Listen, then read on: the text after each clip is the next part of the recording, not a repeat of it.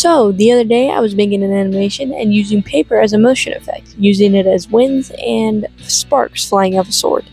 And I had a thought. What if I made the Avatar intro with paper and Lego in my style of stop motion animation? We're only creating this part of the Avatar intro because that's what I have the pieces for. Oh, and here's the minifigure I'm using for the entire thing. He's our avatar, I guess. He has a backward scarf, a cool torso, and some sick blonde hair. Water. Water was the one that took the least amount of paper to do. First, we start off with some water, and we use bricks to start off the water motion going up. Then we use paper stuck on a clear Lego piece with sticky cat, keeping it on. And I managed to keep the sticky cat out of frame, which I'm super happy about because it makes the animation look way cleaner. Then we just bend the paper and move the minifigure accordingly until we shoot the water out the frame and to the top left. This animation bit was 33 pictures and 12 FPS. Earth. This one was actually the simplest of them all, and it took the least amount of time. We used sticky tacks on the legs that we detached. We move them accordingly and take a step, and that lifts up the rock. We use gray pieces to help the rock emerge and make it look like it comes out of the ground. We use the same clear piece to make it float in the air, and then our guy does a kicking motion and the rock flies to the right. This one was also 33 frames, but ran at 18 FPS. Fire. This one I thought was going to be the most difficult, and it was because of how the character had to move in this one. This has two parts to it. The first, the punch to the ground, then the kick in the air to the ground. The punch was pretty simple. We just moved the minifigure using a lot of sticky tack on one leg to get the right motion.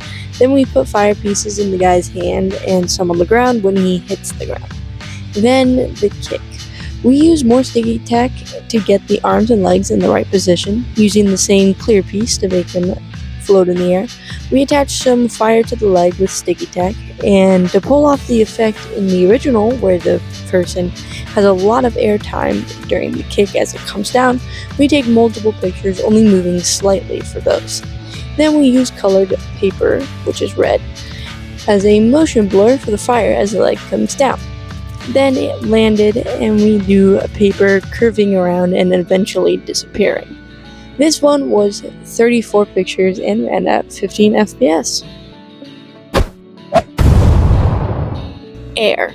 I did some testing and realized that I needed a piece I lost, and I could not find it anywhere. I looked everywhere, and then I found it wrapped up in my blanket.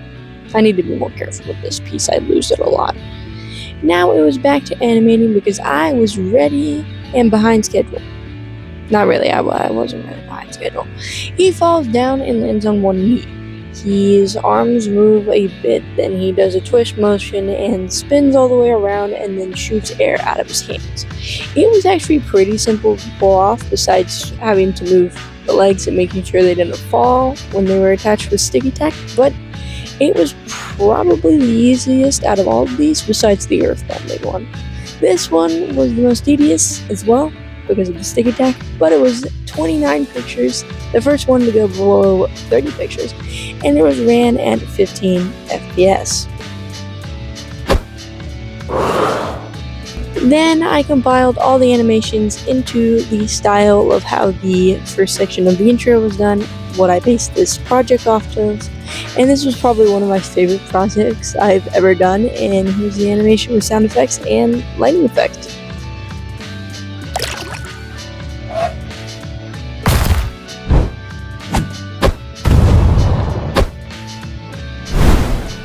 The total picture count was 129 pictures, and this is probably my best and favorite video yet. Have a good one, subscribe if you enjoyed, and read that Bible verse or watch one of those videos before you go.